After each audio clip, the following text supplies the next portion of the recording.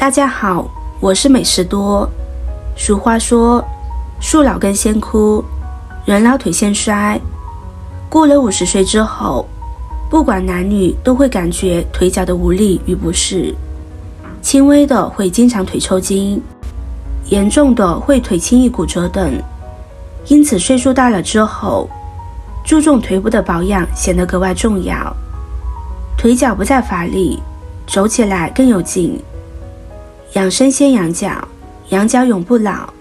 爱护腿的健康，除了好的生活习惯之外，良好的饮食同样重要。饮食调理成为了必不可少的一部分。吃得好，吃得对，有效帮助强健骨骼，提高腿脚的活力。药补不如食补。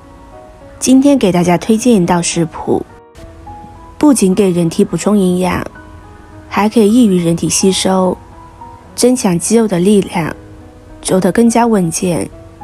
到了80岁还稳步如风，一起跟着视频来看看是怎么做的吧。首先准备10颗黑豆，一颗小小的黑豆，却总是很多人的热衷谷物。长相炫酷的黑豆，在餐桌上可以通过各种各样的美食呈现给我们，使用效率很高。我们国家的人民非常擅长吃，可以把这些最简单的豆子做成五花八门的食物，无论是豆干还是豆腐，再或是豆浆、豆芽等食物。黑豆是一种谷物，谷物中含碳水化合物，吃黑豆的过程中无疑可以摄入一部分热量，这样一来就可以为每天的工作和学习提供支撑力。作为一种粗杂粮，黑豆当中含有不少的膳食纤维，经常吃点黑豆可以促进肠道代谢，加强肠道的蠕动。经常把黑豆当成主食，可以给身体补充 B 族维生素、原花青素等营养物质，对身体好处很多。清洗干净的黑豆加入清水浸泡着，再准备5颗莲子。莲子是一种睡莲科植物，被人们称为水中之灵。新鲜的莲子可以生吃，味道清香脆嫩，有种清凉的感觉。而成熟后的莲子可以煮粥喝，有着极高的食用价值。莲子中的钙含量很高，每100克新鲜成熟莲子中，钙含量高达300毫克以上。虽然吸收率没有牛奶高，但是对钙的补充还是有很大帮助的。除此之外，莲子中的其他微量元素并不算丰富。莲子中的维生素较少，虽然有些莲子中含有些维生素 C， 但也并不算是很丰富。莲子的一大特色是含有较丰富的生物碱和类黄酮等抗氧化物质，这也是目前研究的最多的2种成分。很多关于莲子的健康传说也都是由这些抗氧化物质而来的。准备好的莲子将它清洗干净，放在一旁备用。接着准备10克核桃。核桃不仅营养价值高，本身就有很好的寓意。核桃仁营养非常丰富，含有较多的蛋白质、碳水化合物及人体必需的不饱和脂肪酸，同时还富含铜、镁、磷、铁、钙等矿物质和多种维生素，经常食用有滋润肌肤、乌须发的作用，可以令皮肤滋润光泽，富有弹性。当我们感觉到疲惫时，也可以嚼一些核桃仁，具有缓解疲劳和压力的作用。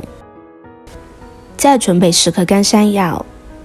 说到山药，这是一种老少皆宜的食物，既能当菜又能当药。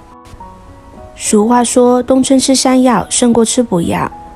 山药的蛋白质含量在蔬菜中是较高的，最主要的是这种蛋白为黏蛋白，是一种多糖蛋白质的混合物，有助于强免疫，保护血管。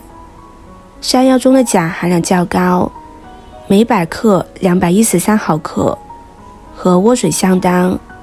虽然不及某些绿叶菜含量高，但是在蔬菜中也是算是中等含量。山药还含果胶和淀粉酶、多酚氧化酶等物质，能刺激肠道，有利于消化吸收。将山药掰成小块，可以缩短煮制的时间。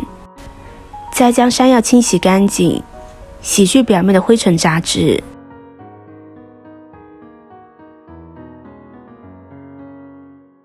洗干净，控水捞出，放入盘中。现在将准备好的食材放入锅中，再加入适量的清水，水的量要一次性加够，中途不要再加水，中途加水会影响口感。朋友们、家人们，视频看到这里了，麻烦您动动您发财的小手，帮忙点一个免费的 like。对您来说只是举手之劳，对我来说可以高兴的睡不着觉。现在这个视频就辛苦您点赞转发一下吧，非常感谢大家的支持和鼓励。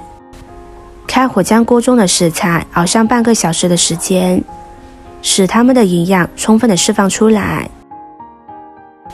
时间到之后，这道汤水就煮好了，颜色已经变深了很多，食材的营养都已经充分释放出来了。里边的食材可吃可不吃，大家喜欢吃的可以连同食材一起吃下，不喜欢吃的可以只喝这个汤水就可以。我们可以根据个人的口味加入适量的糖或米。这道汤大家可以在餐后适量食用，可以作为营养加强剂，营养丰富，易于消化。大家可以把它列入自己的食谱中，经常吃可以带给身体很多好处。另外，平时生活中保持适当的运动是至关重要的。虽然腿脚不便可能会限制某些活动，但适量的运动对于保持肌肉力量、关节灵活性和整体健康都是非常重要的。可以选择一些低强度的运动，如散步、太极拳或瑜伽。这些运动不仅可以改善血液循环，还能减轻关节的压力。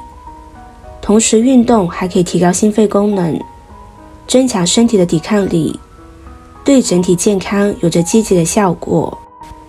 合理的饮食和适量的运动搭配着是必不可少的。今天的分享就到这里了，视频看到这里了，麻烦各位哥哥姐姐动动小手给我点个赞吧，点击我的头像可以看到更多的美食视频。我们下个视频见啦！